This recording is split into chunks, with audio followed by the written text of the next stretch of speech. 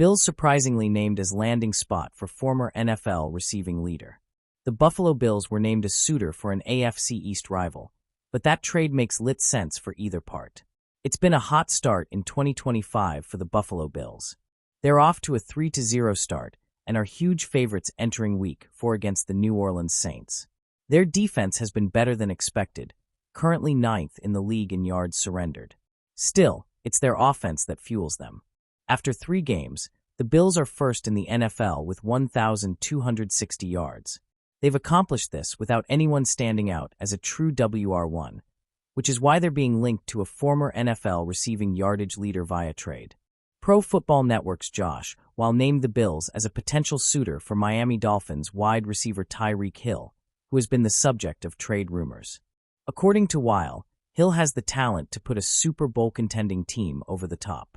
Tyreek Hill, one of the most electrifying players in the whole league, is in an offense that is totally out of sync and is not getting him the ball in the open for him to do what he does best.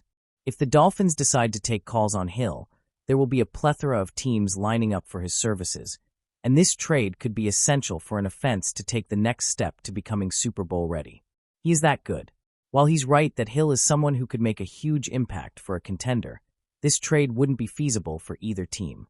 Not only would the Dolphins have little interest in helping a divisional rival improve, but the Bills' offense has been significantly better since moving to a receiver-by-committee approach. Josh Allen recently said that everybody eats mentality is one of the main reasons he's cut down on turnovers.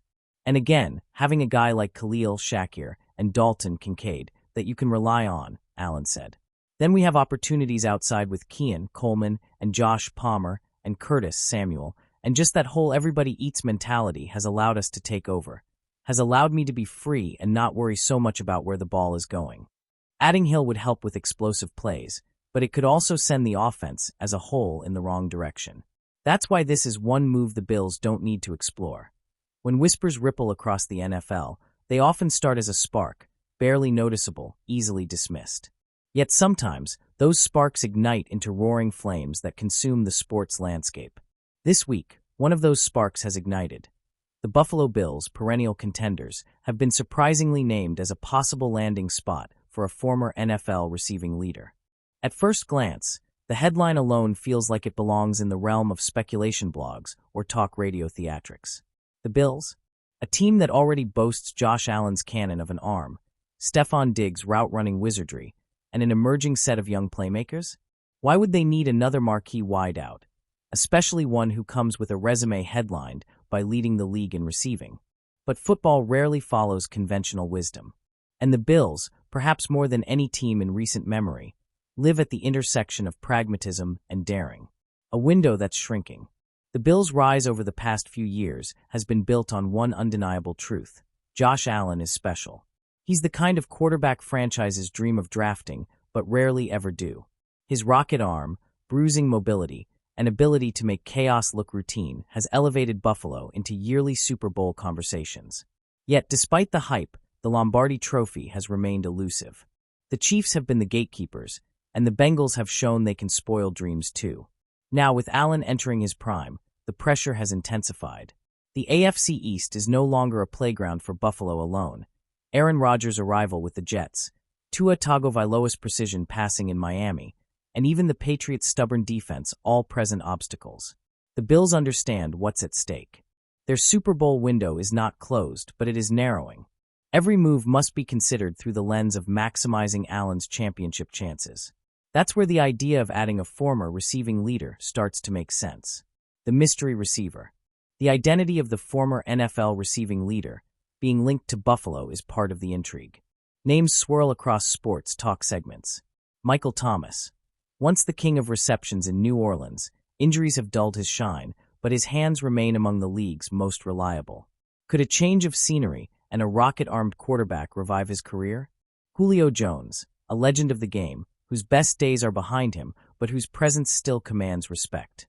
If the Bills want a veteran voice and a red zone threat, Jones' name naturally comes up. Jarvis Landry.